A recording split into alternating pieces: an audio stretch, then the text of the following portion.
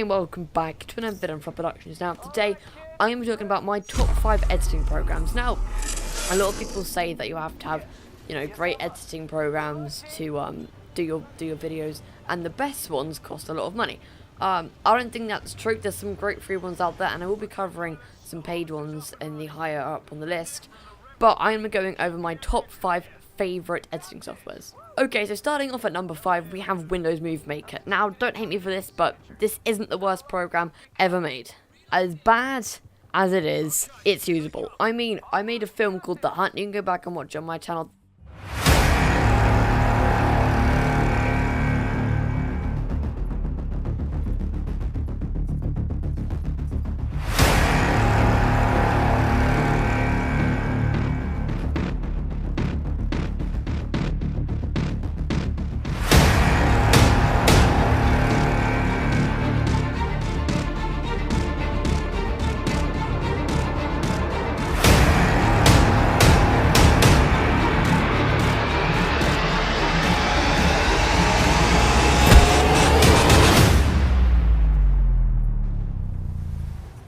That was made completely on Windows Movie Maker. None of it was made in any other program. Now, I'm going to go over some of the downsides to this program. So here we are inside of Windows Movie Maker. I just want to go over a few things which you can do in here. If we click on here, we can import some footage. I have like a 1-minute thing right here.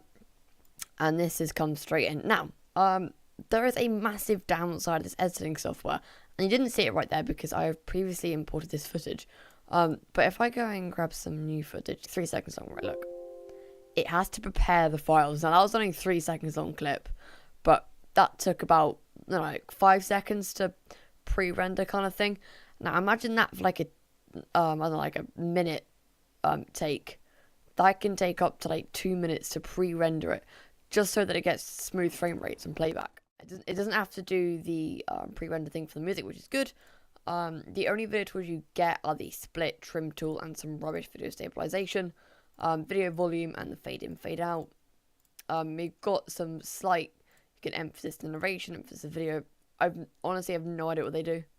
I've tried them and I don't understand what difference they make to anything, so keep it on no emphasis. Visual effects are some cheesy things you'll probably never use. The brightness can actually be kind of helpful if it's a bit too dark.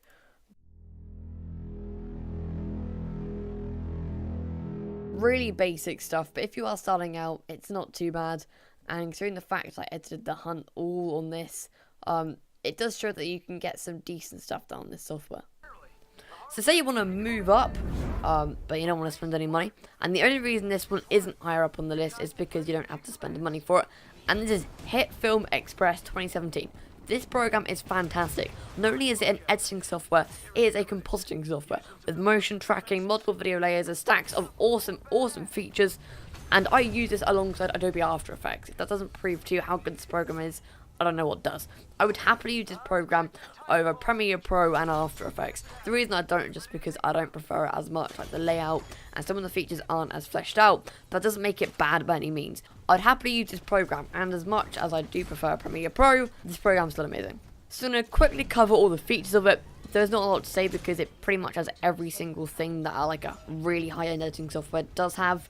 Go download it. Even if you have paid softwares, download it and check it out because it is really good. One thing that I am disappointed with though is some of the compositing things, like the motion tracking definitely isn't the best, and there is no 3D camera track, which kind of sucks because it's something I use all the time in After Effects, which is why I don't really use a program for compositing.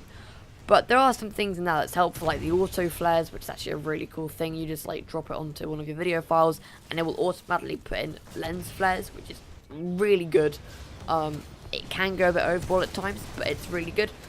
So yeah, definitely worth it. Even if you have paid programs, give it a download and check it out. Just in case you're wondering what it looks like, this is me inside of Hit Film 2017 Express. There is a pro version, but it's not really worth it. It only gives you a few extra effects, which you can buy separately anyway. So I wouldn't go for the pro version.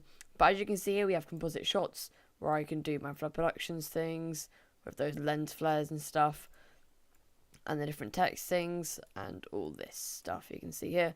And you can move things about like that. I can move it back over to here. This works very similarly to Adobe Premiere Pro. But yeah, if you're wondering what it looked like, this is what it looks like. Now coming in at number 3, is a program that I hate. I mean, like, I hate it, like, ridiculous. I have, like, a strong passion of hate towards this thing. That is Sony Vegas Pro. Now, I've been using Sony Vegas Pro 14 for about a few months, right? I was moving on from Windows Movie Maker. I thought to myself, yeah, this program's so good. I'm definitely going to get Sony Vegas. It sucks. Like, it really sucks. Don't ever get it. I got it in a giveaway, thankfully. Didn't pay any money for it, but it sucks. Like, it really, really, really sucks. Hate it. As much as I am bashing this program, it's not necessarily like a bad editing software. I mean, like, it's not like it lacks features or anything. It just feels like a broken software. It crashes. Some of the things don't work when I import video. It doesn't always come in. Sometimes the audio is not there. Sometimes the video is not there. And you just have the audio, and it's like, what on earth is this thing? It looks like a program from the 1990s. I'm not even joking you. It's all grey. Who is grey?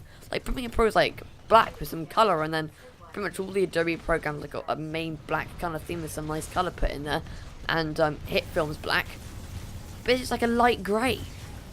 Why would you want light grey? It looks ugly, and it just feels wrong.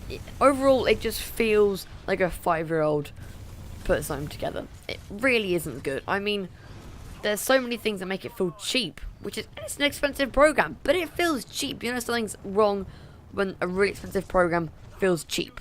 Something is wrong at that point. So here I am in the horror itself, Sony Vegas Pro 13. I said I used 14 in the video, but I could only find 13 on my PC. I actually kind of forgot how to use this program, and or just like click up here, I don't know. Anyway, I'm gonna bring in some footage, drag this into over here, and you can see here, it's playing out okay on the thing over here, and you can change the resolution. But it just, yeah, look at this. It looks old, and it just kind of looks like a cheap program, if you know what I mean. There's actually some cool things like the product resolution, the preview, and the frame rate, how many frames it's done. You have the audio gain over here, which is really strange. I don't understand why you'd have it on this side, but I guess it can be kind of useful. I don't want to spend too long on this program, but yeah, this is it. And it's actually quite nice to have the split tool, split where you'll cut, where like the timeline thing is, so you can just drag it to where you want it to be, and then just press split, and it will split. The in and out points are always there. You can't get rid of them. They will just always be there, which is annoying. I don't understand why they do that. Yes, like I said, there's a few things that just don't really make sense in my opinion. But I mean, there's worse programs out there. So coming in at the number 2 spot, we probably have an editing software people didn't expect to be on this list, and that is Filmora Wondershare Video Editor. Yeah, bit of a mouthful, but it's not that bad. It's kind of expensive what it is, but there's worse out there. I mean, it's fairly well optimized. It looks decent, and a lot of people kind of associate the program with like cheap Minecraft videos, which, to be fair, most kids do use it because it's not free, but you know, it's not ridiculously bad. And there is a free version that's like a watermark at the bottom, and you can only export like I think it's like a minute of video. But it's not the worst thing to ever be created, if I'm honest. I'd rather use Sony Vegas, and it's got multiple video tracks and audio tracks. You can use it and you can do some decent stuff. But to be completely honest with you, I'd get Hit Film Pro or Hit Film 2017 Express over this program. But I mean, if you do have it, it's not too bad, and yeah, I mean, you can get it. It's okay. Overall, it's kind of one of those programs that doesn't really stand out too much, but it's not bad by any means. It's kind of one of those programs that, if you can afford it, you may as well get it. If you do have it, don't feel bad about it. It's pretty good. But, I mean, if you haven't got it already, then get Hit Film Express, because that's better. Okay, on to my number 1. This is the program I love the most. Fantastic program. I've said it a lot in this video, so you probably know what it is, but Adobe Premiere Pro. This program I love, like really, really love. Everything about it, in my opinion, is fantastic. There's a few things that need to be improved, like the fact that to import a video, you have to like double click on like the video section. But if you, cause it goes in like rows of 3, but if you fill up the row, then you have to do some like weird thing. We have to click in a particular place, like right next to it, and you have to like try and not click the video, but you have to click the box. It's hard, and you'll understand what I mean when you use it, but that's the only thing I can find that annoys me. Everything else is perfect. If I had an import button, then this would be like the perfect of the perfect programs in my opinion. So let's get into why I love this program so much. Personally, I feel like it's fairly well optimized. It's not as optimized as Hit Film, but you know, it still runs well. Has good effects presets.